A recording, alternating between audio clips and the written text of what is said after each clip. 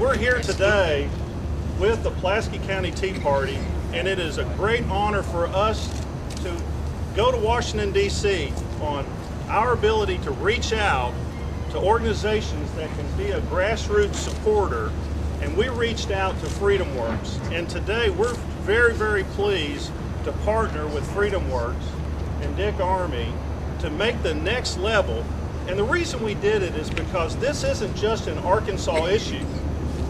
In Pulaski County, in the state of Arkansas, Senator Blanche Lincoln can be a key vote on the whole national takeover of our health care. Over 17% of our economy, and the office here, our senator holds the key of being able to say no, send it back, and let's look at the proper ways that we can come with a solution for reform that is needed. Right. And so the reason we feel it's important that FreedomWorks works with us is because if you live in Maine, or if you live in Oregon, or if you live in Florida, Texas, California, anywhere in this country, you're affected by Mrs. Lincoln's vote. And that's why it's important that we reach out to organizations that are going to support us as we try to hold the elected accountable in our state and in our nation. We have November the 2nd coming up next year, and we're going to use our voice now, but we will use our vote then.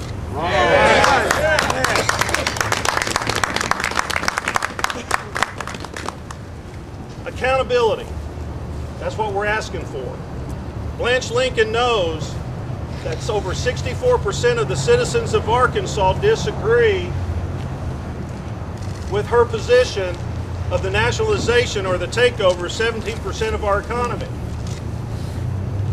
She has a choice to make. Will she vote for the people and say no to this takeover, or will she commit herself to a party and a party-only position to where it is not the majority of the citizens, and will she say that she is for party or people? And we really hope we can put the pressure on her to get her to understand that it is about we the people, not about any party. Right.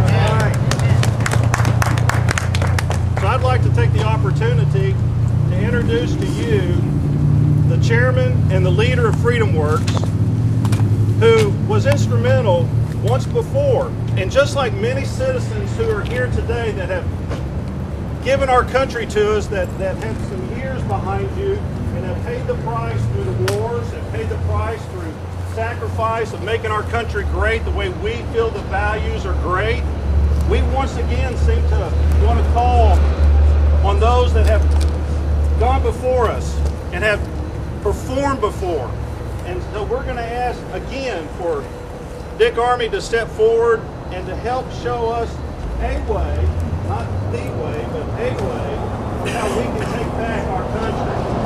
And so it gives me great pleasure and privilege to introduce to you the founder, chairman of FreedomWorks, Dick Armey.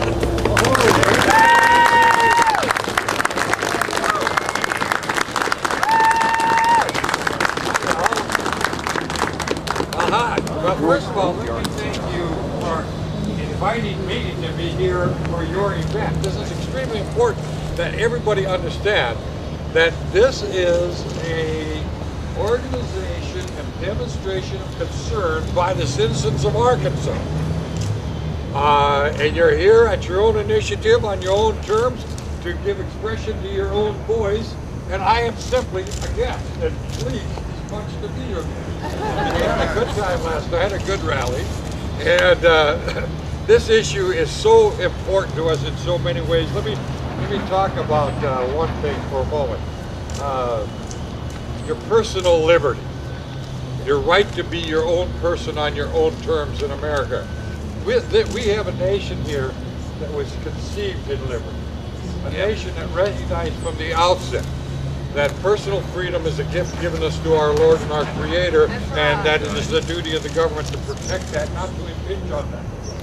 That we're able people and should be allowed, and our rights should be fostered by the government Right. to take care of ourselves. Yeah. Now, the first best reason for our government having the good sense to see that as the better choice is it works better. We will always do a better job taking care of ourselves and our family than the government can do it for us. The second thing is the federal government today, I don't know how can they not notice that they're already overloaded? Really? The greatest single burden on the American economy today is the size of the federal government. And my analogy is this. When you talk about the race between the world economies, America is the most beautiful, swiftest horse in the race. God bless It's the America. most well-trained, it's the most well-prepared, it benefits from a constitution that's given us a political economic structure that is sheer genius. It has had the greatest track performance of any economy in the history of the world. And we've also had, by every social indicator, not only the most prosperous nation in the history of the world, but the most peaceful and the most happy nation and the most generous nation in the world. Well, why would we want to mess with it?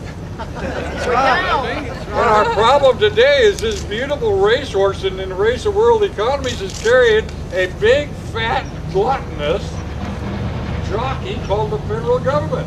And these birds in Washington think the way to win the race is to feed the jockey and starve the horse. And this is what's going on. So the first thing they should recognize, if they want to release the creative power of the American economy to regenerate jobs and opportunity, expand the availability of goods and services, including health care, then just get out of the way. But they're doing just the opposite. They are already have, for example, a $30 trillion unfunded liability in Medicare, and in order to expand their entitlement impositions on the American people, because it's not going to be voluntary at all at the end, they're going to cut back on what they're going to commit to Medicare. This is like saying, in order to make sure that I can feed my neighbor kids, I'm going to take meals away from my own kids. Now I already have an obligation. The cost of this thing is incredible, and one of the things that shouldn't be about the Washington and Washington, they won't be honest about the cost. They're never honest about the cost. The very best you would ever dare to hope for is $2.5 trillion over the next 10 years.